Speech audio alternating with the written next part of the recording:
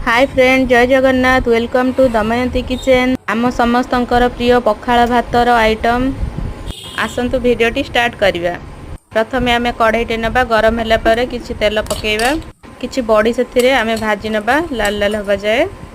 बड़ीटी हे आसलेनी, गोटे प्लेट को आमे काढी नबा। भिडियोटी भल लागिले लाइक एंड सब्सक्राइब करनेबे।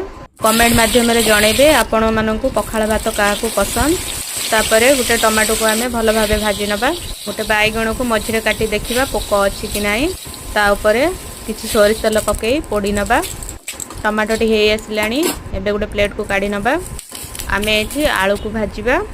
गोटे बड़ चम्मच तेल ऐड करबा। जीरा, सुखिला लंका, पियाज को भल भाबे भाजी नबा। ता ऊपरे कटा जायथिबा आलू को आमे ऐड कर दबा। लूण हळदी पकेई भल भाबे ताकू गोळेई नबा। 3 मिनिट जाए आमे एमिति भल भाबे ताकू भाजी नबा। गोटे मिनिट पय घोड़ेई नबा। एबे आम बैगणटी हे गलानी, ताकू काढी नबा। मु एठी दुईटी पोटल को पोड़ी नउची। एबे हमर आलूटी हे आसलानी, देखंतु भल भाबे भाजी हे जेकी। एबे ताकू आमे गोटे प्लेट को काढी नबा। एबे आम पोटलटी हे आसलानी, ताकू भी काढी नबा। मु एठी 3 बिडा लेउटिया साग नेची। लूण हळदी पकेई भल भाबे ताकू गोळेई नबा। साग को बेसी समय भाजीबेनी, साग को बेसी सिझेले टेस्ट भल आसे ना। गोटे चम्मच तेल पकेई सुखिला लंका, पियाज, रसुण को छेची पकेइबा।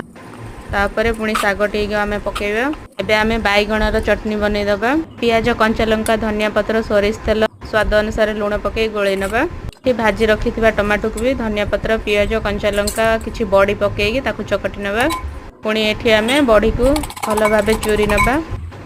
पोटल को भी भल भाबे छेची नबा। कंचा लंका, रसुण, धनिया पत्र, लूण पकेई रेडी हो गला आम पखाल भात।